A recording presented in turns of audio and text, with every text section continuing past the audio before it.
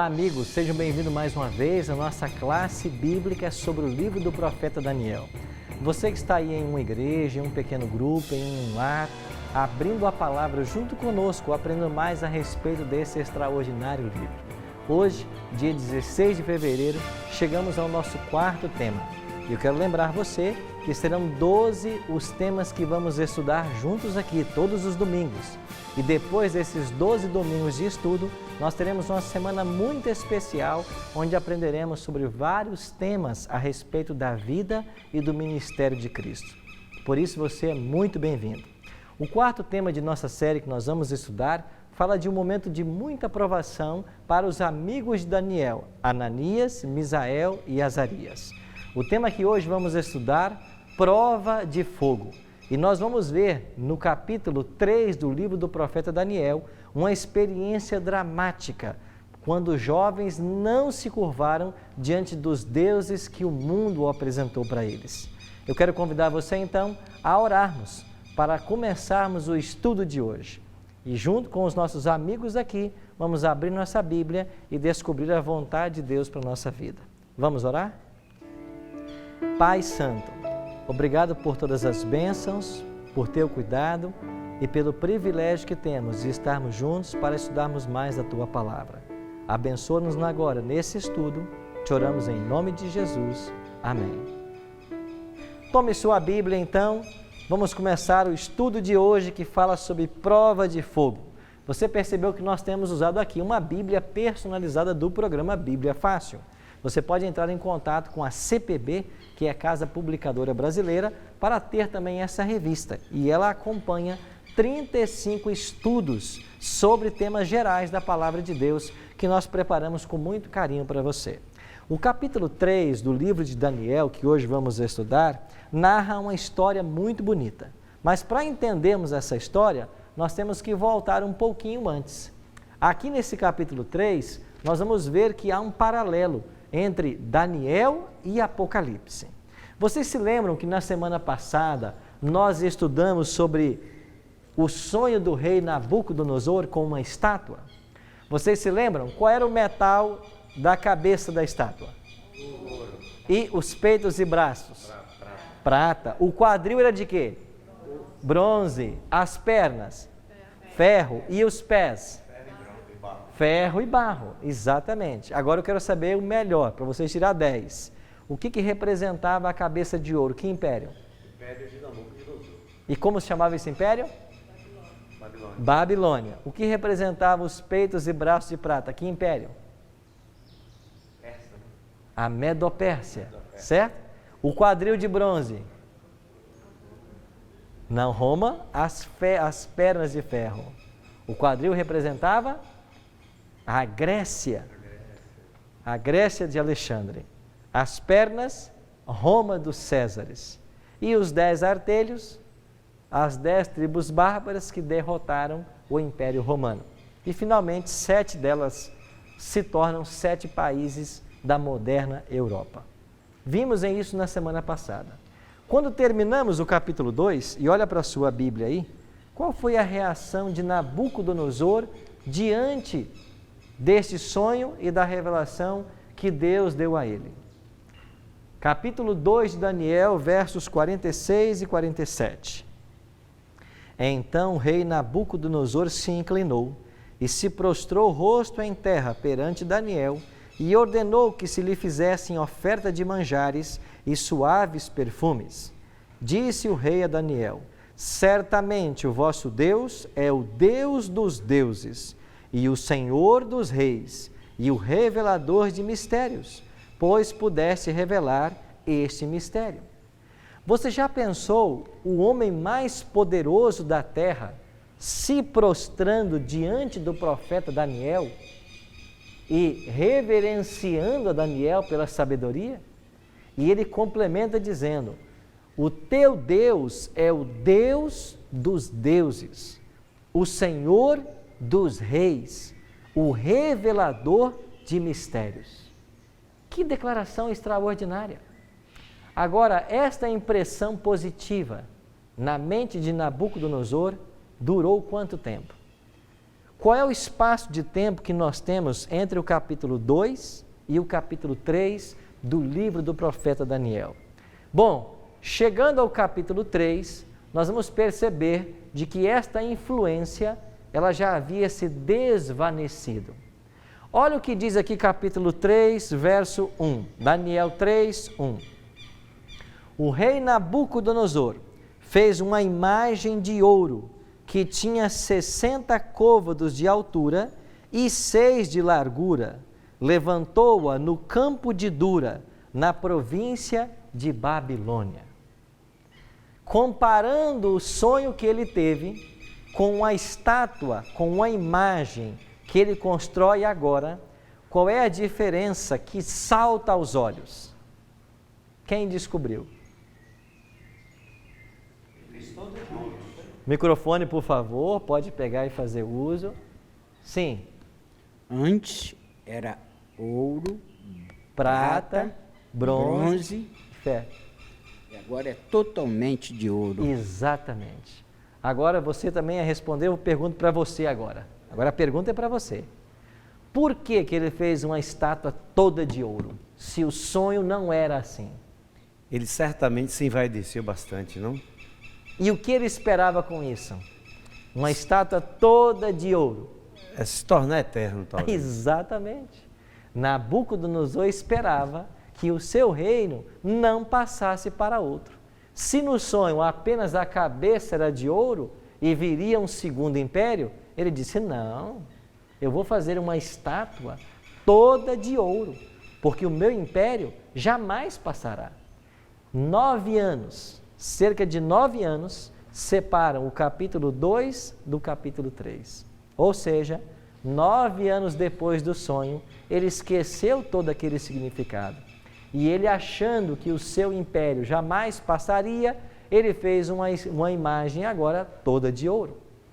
Um outro detalhe que a Bíblia nos fornece, essa estátua tinha 60 côvados de altura e 6 côvados de largura. O que representa um côvado na Bíblia? É um tipo de medida. Côvado na Bíblia, geralmente é a distância que nós temos do cotovelo até a ponta dos dedos. Essa distância é chamada na Bíblia de côvado. E ela varia de tempos para tempos. Mas nós vamos pegar aqui, para o nosso estudo, para ficarmos mais didático, a medida de 50 centímetros. Porque um côvado variava de 45, 47, alguns com mais de 50 centímetros. Dependendo do braço e dos povos também. Então, vamos pegar em média que um côvado tinha 50 centímetros. Qual era a altura dessa estátua? 300 metros. Não, 30 metros. Qual era a largura da estátua? 3 metros. Uma estátua de 30 metros, toda de ouro. Isso para dar um referencial para você que nos acompanha, pensa no seguinte, normalmente quando você olha para um edifício, cada andar tem em média 3 metros de altura. Para você ter uma estátua de 30 metros de altura, você precisa de quantos andares? Um prédio de 10 andares. Então, se coloca diante de um prédio de 10 andares e pensa numa estátua deste tamanho, toda de ouro. Já pensou que coisa extraordinária? E ela foi construída numa planície. Por que planície? Porque de longe ela poderia ser avistada. Imagine o sol da Palestina, não Palestina, né, da Babilônia, irrompendo sobre essa estátua. Imagine os raios solares batendo nessa imagem toda de ouro. Era uma imagem glamurosa. E Nabucodonosor fez o quê? Ele construiu essa estátua e ele tinha um objetivo específico. Qual era o objetivo? Olha o verso 2. Daniel 3:2. Então o rei Nabucodonosor mandou ajuntar os sátrapas, os prefeitos, os governadores, juízes, tesoureiros, magistrados, conselheiros, todos os oficiais das províncias para que viessem à consagração da imagem que o rei Nabucodonosor tinha levantado. Então se ajuntaram sátrapas, prefeitos, governadores, juízes, tesoureiros, magistrados, conselheiros, todos os oficiais das províncias, para a consagração da imagem que o rei Nabucodonosor tinha levantado, e estavam em pé diante da imagem que Nabucodonosor tinha levantado. Nisto o arauto apregoava em alta voz: ordena-se a vós outros, ó povos, nações e homens de todas as línguas, no momento em que ouvirdes o som da trombeta, do pífaro, da harpa, da cítara, do saltério, da gaita de foles e de toda sorte de música, vos prostrareis e adorareis a imagem de ouro que o rei Nabucodonosor levantou. O rei levantou uma imagem de ouro, chamou todos os povos à planície de Dura, os instrumentos musicais iriam tocar e todos deveriam se prostrar e adorar aquela imagem. Ao adorarem aquela imagem, a quem eles estavam adorando? A Nabucodonosor, que era o grande líder daquele império. E é claro que ele se colocou nessa posição como um Deus, esperando receber a adoração. E um outro detalhe: o que iria acontecer com aqueles que não se prostrassem para adorar a imagem? Leia o próximo verso, Daniel 3, versículo 6. Qualquer que não se prostrar e não adorar, será no mesmo instante lançado aonde? Na fornalha ardente ou de fogo ardente. Sabe o que era essa fornalha? Eram fornalhas onde os tijolos eram cozidos. O barro era emoldurado e depois colocado dentro dessas fornalhas com fogo em alta temperatura para que o barro se solidificasse. E agora o rei deu uma ordem: qualquer um aqui da multidão que não adorar a imagem que eu erigi, nós vamos lançar dentro da fornalha de fogo ardente. Ou seja, vai morrer. Pois bem, estava nessa ocasião os 3 amigos de Daniel, Ananias, Misael e Azarias. Daniel não está aqui no capítulo 3. Nós não temos resposta para isso. Aonde estava Daniel por ocasião da consagração dessa imagem? Nós não sabemos. O que se supõe era que Nabucodonosor, conhecendo bem a Daniel e sabendo que ele certamente não se dobraria à sua imagem, quem sabe o teria enviado em alguma viagem de negócios para longe do evento, porque ele sabia que Daniel não iria adorar a sua imagem e certamente ele teria que matar Daniel. Mas o rei, não querendo perder o seu amigo Daniel, por quem nesse momento já nutria uma forte amizade, ele certamente o enviou em viagem de negócios. Essa é uma suposição, eu imagino que talvez isso tenha acontecido. O certo é que Daniel não está aqui nesse capítulo, mas os 3 amigos estão. Pois bem, o que é que aconteceu segundo o relato? Aqui você tem um quadro muito interessante. Você tem um soberano poderoso, que é Nabucodonosor. Você tem aqui uma imagem falsa, que é esta imagem erigida na planície de Dura. Você tem aqui uma adoração forçada, porque quem não adorasse seria morto. Você tem a união da igreja com o Estado, porque Nabucodonosor era o Estado, mas agora ele chama as pessoas à adoração, que era papel da religião. Então, há uma união aqui da igreja com o Estado.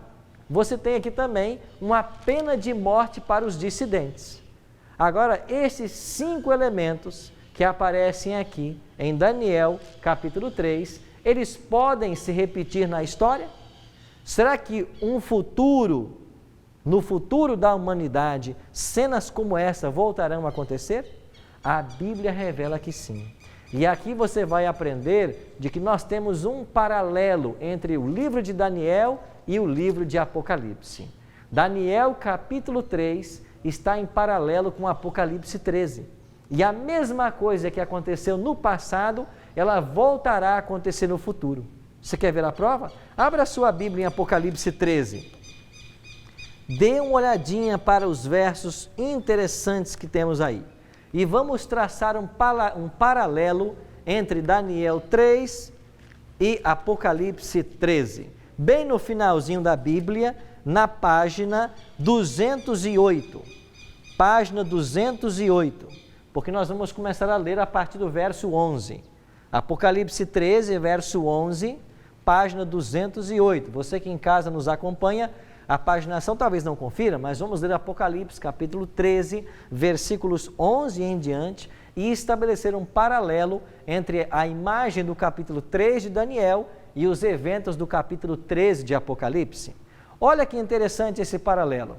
Em Apocalipse 13, verso 11, você tem aqui um poderoso soberano. Olha o que diz aí. Vi ainda outra besta emergir da terra. Possuía 2 chifres, parecendo cordeiro, mas falava como dragão. O que é uma besta, um animal que surge da terra? Em profecia, besta ou animal significa reino ou poder. É isso que ensina Daniel 7,17. Reino ou poder. Então, um animal que surge da terra representa um poder que se levanta. Lá era Nabucodonosor, aqui é chamado de uma besta. É uma segunda besta de Apocalipse, porque no capítulo 13, verso 1, já tem uma primeira. Agora temos também uma imagem falsa. Olha para o verso 14. Seduz os que habitam sobre a terra por causa dos sinais que lhe foi dado executar diante da besta, dizendo aos que habitam sobre a terra que façam o quê? Uma imagem a quem? A besta. Então, aqui nós temos uma segunda besta que faz uma imagem à primeira besta, que está em Apocalipse 13 também, dos versos 1 a 10. Então você tem um poder fazendo uma falsa imagem e agora você tem uma adoração forçada. Olha para o verso 15. E foi-lhe dado comunicar fôlego à imagem da besta, para que não só a imagem falasse, como ainda fizesse morrer quantos não adorassem a imagem da besta. Você está vendo o paralelo íntimo que há? Lá você tinha também. Quem não adorar a imagem que eu erigi, vai ser lançado na fornalha. Em Apocalipse 13, quem não adorar a imagem da besta, vai ser morto. Aqui você tem a união da igreja e do Estado também. Olha para o verso 12. Exerce toda a autoridade da primeira besta na sua presença e faz com que a terra e os seus habitantes adorem a primeira besta, cuja ferida mortal foi ferida.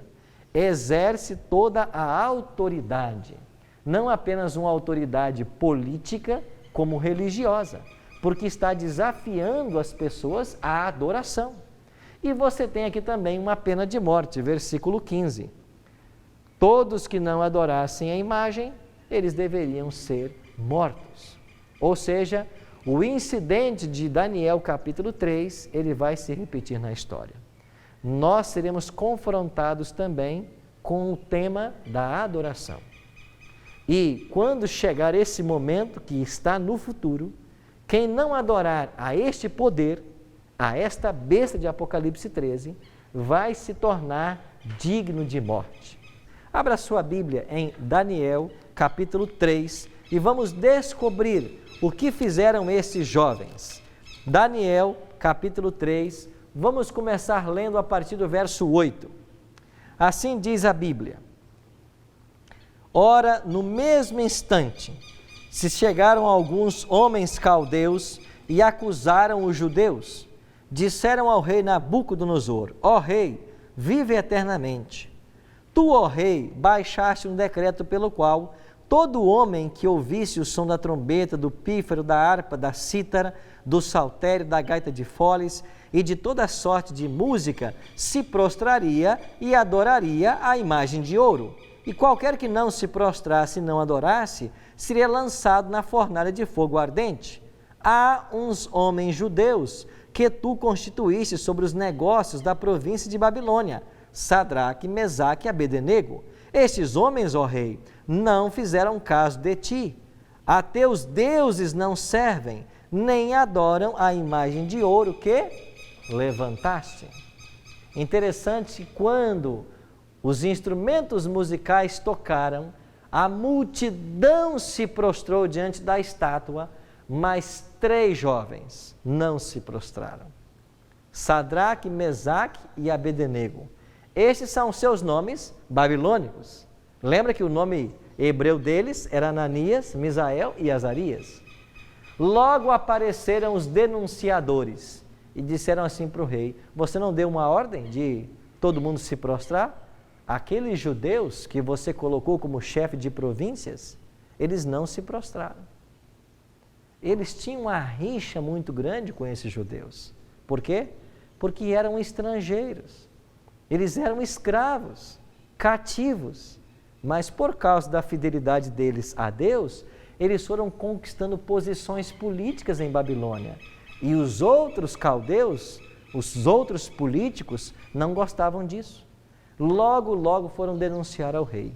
Os 3 judeus, que são os exilados aí, eles não adoraram os teus deuses. O rei mandou chamá-los e deu uma segunda chance. O rei estava irado com eles, mas o rei sabia do trabalho que eles desenvolviam. Então o rei ofereceu aqui uma nova chance. Assim o rei disse: vocês não ouviram o decreto que eu promulguei? Eu vou dar para vocês uma nova chance. Os instrumentos vão ser tocados de novo e vocês terão a chance de se ajoelhar e adorar. Agora, se vocês não se ajoelharem, vocês vão parar na fogueira.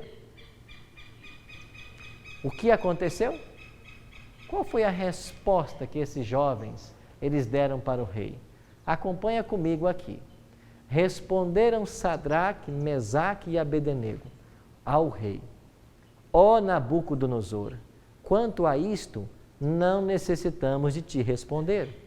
Se o nosso Deus a quem servimos quer livrar-nos, ele nos livrará da fornalha de fogo ardente e das tuas mãos, ó rei. Se não, fica sabendo, ó rei, que não serviremos aos teus deuses, nem adoraremos a imagem de ouro que levantaste. Você já pensou na coragem desses jovens? Nós não vamos servir aos teus deuses, porque nós servimos apenas o Deus verdadeiro. Nós não vamos adorar as imagens que você levantou. E eles disseram ainda assim: se o nosso Deus quiser livrar, ele pode livrar, ele vai. Mas se ele não quiser livrar, não tem problema. Nós estamos dispostos a ir até a morte com ele, mas nós não vamos negar ao nosso Deus. Você já pensou como o tema da adoração é importante? E você já pensou como nós temos pessoas hoje que estão adorando falsos deuses? Quantas pessoas hoje não estão adorando Deus verdadeiro? Quantos estão se curvando diante de imagens de escultura, adorando falsos deuses, deuses de barro, deuses de pedra, deuses que não pensam, que não se comunicam, que não podem fazer nada por você? A questão da adoração é uma questão séria na Bíblia. E nós devemos adorar exclusivamente ao Deus verdadeiro e nenhum outro Deus ou imagem, porque à luz da Bíblia isso é pecado. É isso que ensina o mandamento de Deus. O segundo mandamento da lei de Deus, lá em Êxodo 20, a partir do verso 3, não farás para ti imagem de escultura. Não as adorarás, nem lhes darás culto. Os jovens conheciam o segundo mandamento da lei de Deus e eles não se prostraram diante de imagens. O que fez o rei Nabucodonosor? O rei mandou acender a fornalha 7 vezes mais. A fornalha estava tão quente que algo extraordinário aconteceu. Olhe Daniel capítulo 3, versículo 19.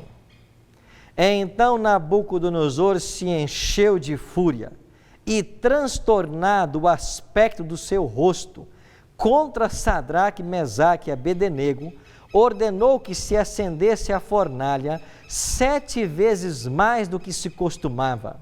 Ordenou aos homens mais poderosos que estavam no seu exército que atassem a Sadraque, Mesaque e Abednego e os lançassem na fornalha de fogo ardente. Então esses homens foram atados com os seus mantos, suas túnicas e chapéus e suas outras roupas, e foram lançados na fornalha sobremaneira acesa, porque a palavra do rei era urgente, e a fornalha estava sobremaneira acesa. As chamas do fogo mataram os homens que lançaram de cima para dentro a Sadraque, Mesaque e Abednego. Que coisa extraordinária! O rei ficou com tanta ira desses 3 jovens, que ele disse assim: coloquem mais lenha na fornalha. Quem sabe algum tipo de betume que funcionava ali como um combustível. Coloquem mais combustível na fornalha 7 vezes, para que esses jovens saibam quem é que manda aqui. A fornalha certamente era um forno com uma abertura superior, porque eles foram lançados de cima para dentro, diz o texto. E o fogo estava tão aquecido que os soldados valentes que vieram trazendo esses jovens para os lançar, eles morreram. Se os soldados que os lançaram morreram, quem dirá os 3 que caíram dentro do fogo? Mas só que a história não terminou assim. Deus honrou a esses jovens fiéis. E sabe o que aconteceu? Para surpresa do rei, olha o verso 24. Daniel 3, 24. Então o rei Nabucodonosor se espantou e se levantou depressa e disse aos seus conselheiros: não lançamos nós 3 homens atados dentro do fogo? Responderam ao rei: é verdade, ó rei. Tornou ele e disse: porém vejo 4 homens soltos, que andam passeando dentro da fornalha sem nenhum dano, e o aspecto do quarto é semelhante a um filho dos deuses. Que coisa extraordinária! Quando o rei olhou para dentro da fornalha, ele não viu apenas 3, ele viu 4. E o quarto homem dentro da fornalha, segundo Nabucodonosor, tinha o aspecto de um filho dos deuses. Amigos, quem era este com o aspecto de filho dos deuses? Era o próprio Cristo, o Cristo pré-encarnado. O próprio Cristo veio estar com seus filhos no momento de prova. Interessante que eles foram provados ao máximo. Deus não os libertou até que eles fossem lançados dentro do fogo ardente. E agora, quando todos esperavam que eles morressem, eles percebem um ser divino no meio deles. Jesus caminhando com os 3 jovens. E sabe o que mais? Olha, diz o texto. Verso 27. Ajuntaram-se os sátrapas, os prefeitos, os governadores e conselheiros do rei, e viram que o fogo não teve poder algum sobre os corpos destes homens, nem foram chamuscados os cabelos da sua cabeça, nem os seus mantos se mudaram, nem cheiro de fogo passava sobre eles. O milagre foi tão extraordinário e completo que não só nada se queimou, nem sequer um cabelo, que queima muito fácil, né? Mas nem o odor do fogo foi encontrado na roupa deles. Do mesmo jeito que eles entraram, eles saíram. Agora imagine você, a planície de Dura, com milhares de pessoas adorando Nabucodonosor, e presenciam agora essa história. E os 3 jovens não morreram.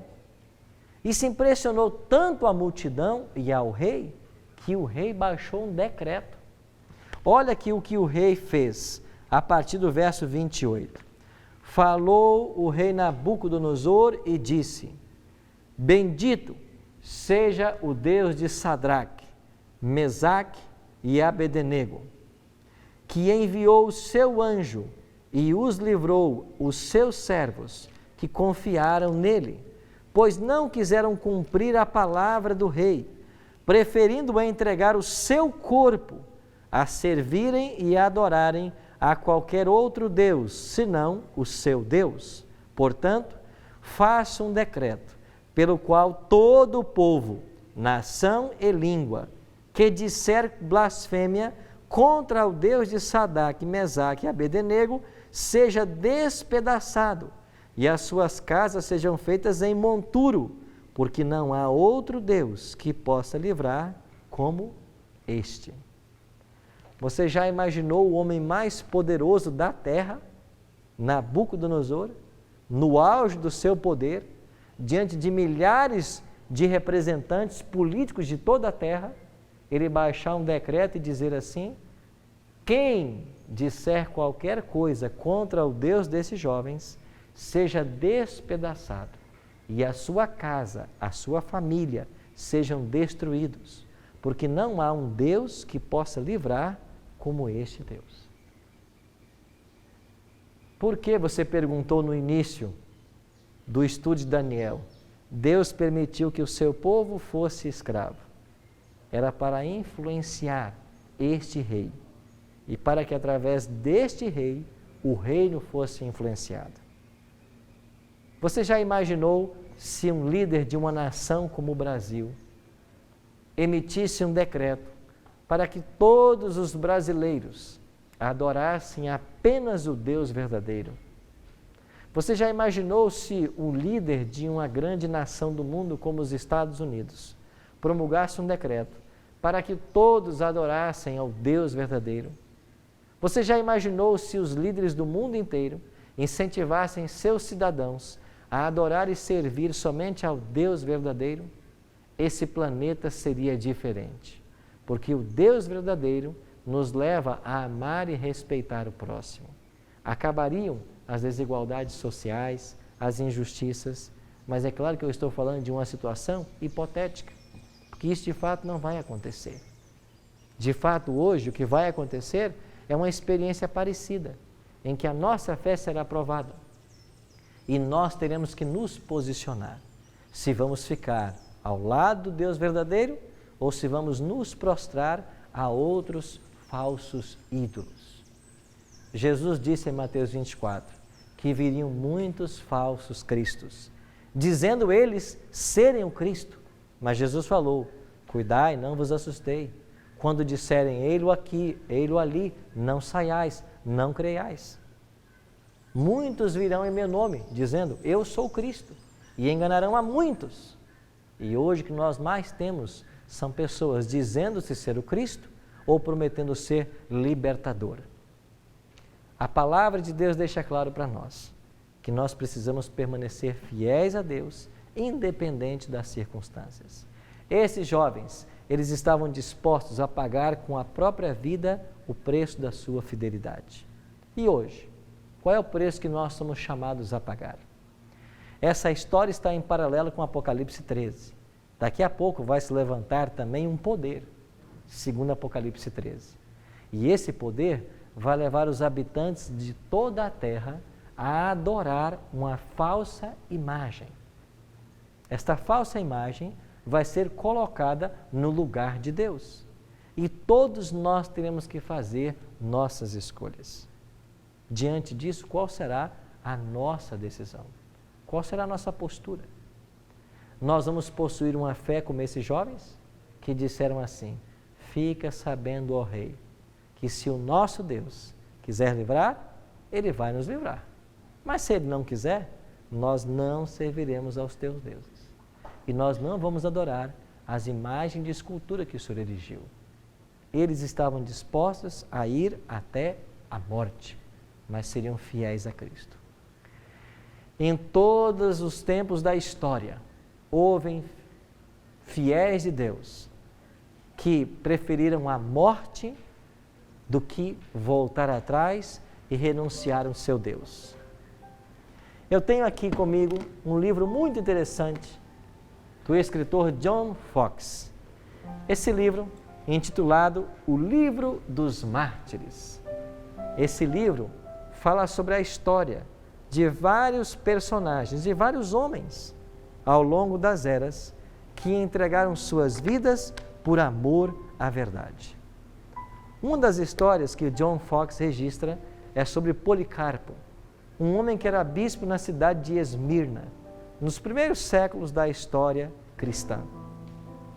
Policarpo já era um homem idoso e ele temia e amava apenas a Jesus. E o império o desafiou a abandonar o seu Cristo. Ele disse: não, todos os anos da minha vida ele nunca me abandonou, não vai ser agora que eu vou abandoná-lo. E Policarpo foi lançado às feras no Coliseu Romano. E lá ele morreu, como mártir de Cristo. Há alguns anos eu pude visitar o Coliseu. E ao estar ali dentro do Coliseu, eu fiquei pensando, quando o Coliseu Romano foi inaugurado no ano 80 de nossa era, 10.000 animais selvagens foram sacrificados no ano 80 e 5.000 cristãos foram mortos. Sabe como eles faziam? Eles pegavam os cristãos, pegavam peles de animais, colocavam sobre esses cristãos, animais que eram presas dos leões, das feras, e depois soltavam esses cristãos no Coliseu, e depois soltavam as feras. O espetáculo para a plateia era ver os animais matarem os cristãos. Quantos morreram? Alguns historiadores falam de que na Idade Média, cerca de 150 milhões de cristãos foram mortos, por amor a Cristo, por amor à verdade. Se no passado foi difícil para os mártires morrer por Cristo, hoje difícil é viver por Ele. Você vai passar por lutas e provações, porque quando alguém decide-se por Cristo, Jesus disse assim: eu vim trazer espada e não paz. Esses jovens são a prova disso, de que quem quer servir a Cristo vai andar na contramarcha do mundo. Mas não importa o preço que alguém pode nos cobrar, a nossa fidelidade um dia será recompensada. A pergunta para você é: qual será a tua postura diante de adorar o Deus verdadeiro ou os falsos deuses? Ore comigo agora e tome essa decisão. Pai Santo, a nossa vida está em Tuas mãos. Nós queremos adorar apenas ao Senhor, porque Tu és o nosso Deus, por criação e por redenção. Nós não queremos nos curvar nunca diante dos falsos ídolos que o mundo estabelece. Nós não queremos nos curvar diante de falsas imagens, imagens de madeira, de pedra, de gesso, que nada podem fazer por nós. Nós queremos nos curvar unicamente diante do Deus verdadeiro, porque só o Senhor é digno de receber toda adoração e toda a glória. Por isso, nos ajuda nesse propósito. Cuida de todos nós e que a Tua bênção nos alcance nesta hora. É a nossa oração. Em nome de Jesus. Amém.